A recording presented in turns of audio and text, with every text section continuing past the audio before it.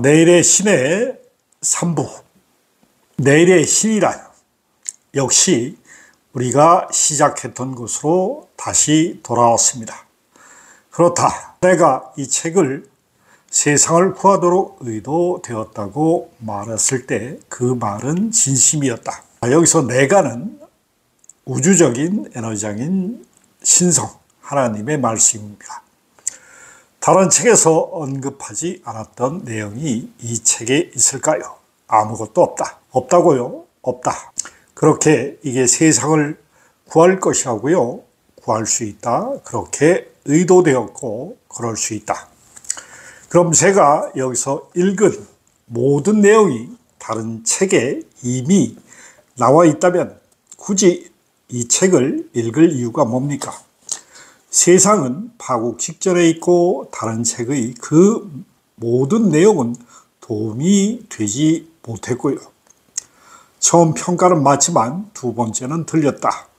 다른 책의 그 모든 내용들은 과거의 인류의 재앙을 모면하도록 도왔다. 세상의 비전적인 지혜는 과거의 인류가 그 진로를 수정하는 데 도움을 주었고 다시 한번 그럴 수 있다. 그러나 그 지혜는 인류가 자멸할 가능성이 늘어난 점을 감안하여 지금은 더 확장되어야 한다. 교육이 열쇠다. 그것은 너희에게 있는 가장 강력한 도구다.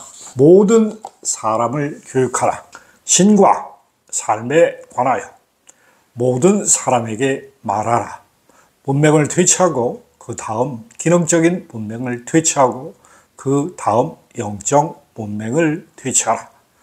적어도 전 세계적인 새로운 통신망 그리고 인류가 인류에게 보내는 전 세계적인 새로운 메시지가 필요하다.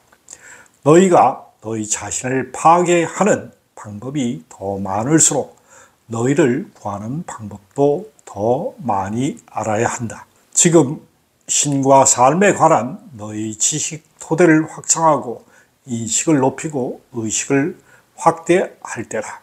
오래된 영성에서 새로운 영성으로 이동하고 어제의 신을 뒤로하고 내일의 신을 맞이할 때다. 그건 쉽지 않을 겁니다.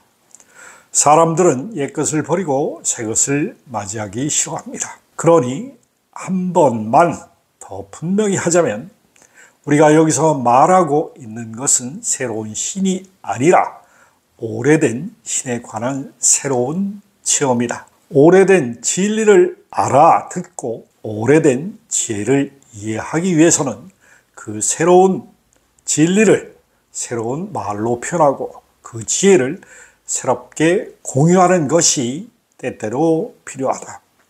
내가 여기서 너희와 함께할 모든 진리와 지혜는 이미 전에 함께 했던 것들이다. 빈번히 인류의 역사에서 그 시대 이전의 이해들은 바로 그 시대에 맞게 고쳐서 진술되었다. 이전에 표현되었던 생각들이 새롭고 확장된 방식으로 다시 표현되었다. 아브라함과 모세가 이 일을 했다. 부처와 예수가 그러하였다. 마호메드와 바올라 그랬다. 루미, 조셉 스미스. 루미는 수피 신비주의였고 조셉 스미스는 몰몬교의 창시자를 말합니다. 알려져 있거나 알려지지 않은 많은 마스터와 교사가 이 일을 해왔다. 오늘날에도 많은 사람이 이 일을 하고 있다. 좋습니다. 하지만 만약 저희 옛 생각들은 신에 관한 어떤 믿음도 담고 있지 않다고 말씀드린다면 어쩌겠습니까? 신에 관한 이 모든 이야기가 저희 관심을 모두 잃게 할 뿐이며 저를 좌절하게 하거나 제 마음속에 어떤 의미나 진실성이 있는 것으로 저를 데려다 주지 못한다면 어쩌겠습니까? 내일의 신은 너희에게 신을 믿으라고 요구하지 않을 것이다. 그가 요구하지 않을 거라고요? 그래, 그녀는 요구하지 않을 것이다. 그것이 어제의 신과 내일의 신 사이의 첫 번째 중요한 차이점이다. 내일의 신은 누구에게도 신을 믿으라고 요구하지 않는다. 잠깐만요. 내일의 신은 여성입니까? 그렇다. 그렇지 않을 경우는 빼고 그때는 남성이 될 것이다. 어느 경우든 신은 남성도 여성도 아닐 것이지만 차라리 성이 없다는 쪽이 맞겠다. 성이 없다고요? 성, 크기, 모양, 색깔 또는 살아있는 개별적 존재의 어떤 특성도 없다. 그리고 그것이 어제의 신과 내일의 신 사이의 두 번째로 중요한 차이점이다. 내일의 신은 성, 크기, 모양, 색깔 또는 살아있는 개별적 존재의 어떤 특성도 없다. 내일의 신은 살아있는 존재가 아니라는 말씀인가요? 너희가 그 단어의 뜻으로 사용하는 그 의미로는 아니다. 어떻게 그럴 수 있습니까? 만약 신이 살아있는 존재가 아니라면 그럼 신은 무엇입니까? 그래, 지금 이 대화가 전개될 모습이 바로 그것이다. 하지만 이야기 하나를 먼저 들려주지. 한 여성이 밤늦게 시간에 발코니를 걸어가 별들을 다이아몬드처럼 수놓고 있는 밤하늘을 응시하면서 눈물이 고인 눈으로 시련의 아픔을 치료해달라고 자신의 의문에 답을 달라고 하늘을 쳐다본다.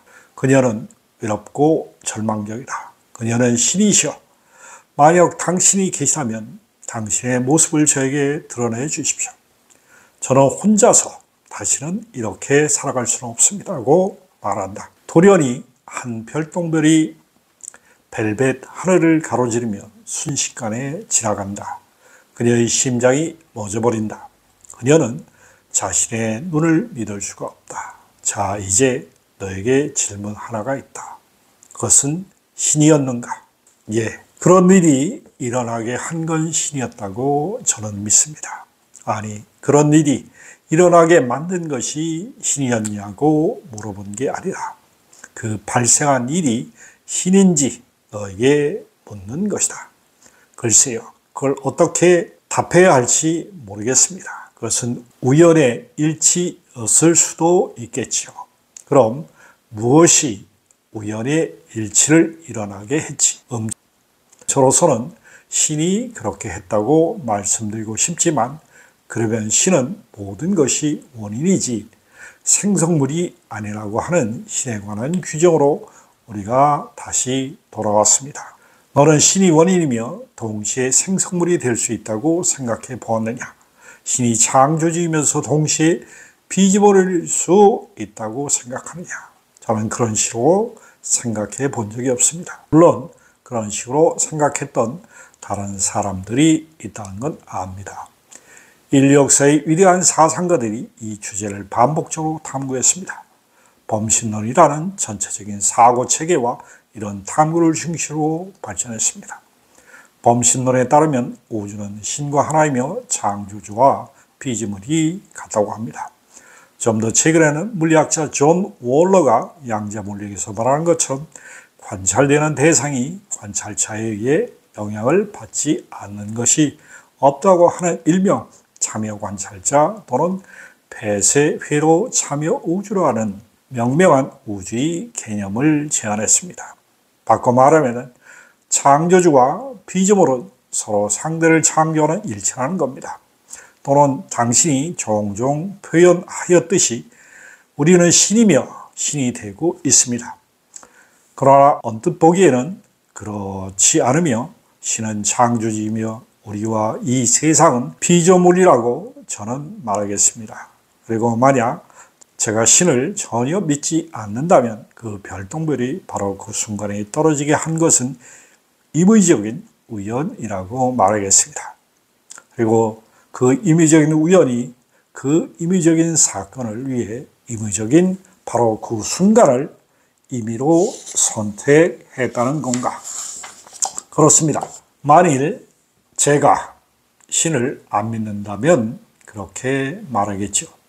그래요. 그 사건은 임의로 발생했습니다. 제가 뭘 압니까? 제게 뭘 물어보시는 겁니까? 그냥 일어난 사건, 그 이상도 그 이하도 아닙니다. 누군가가 거기에 의미를 부여하는 것만 빼면 바로 그때 그런 일이 일어났다는 사실은 아무런 의미도 없습니다.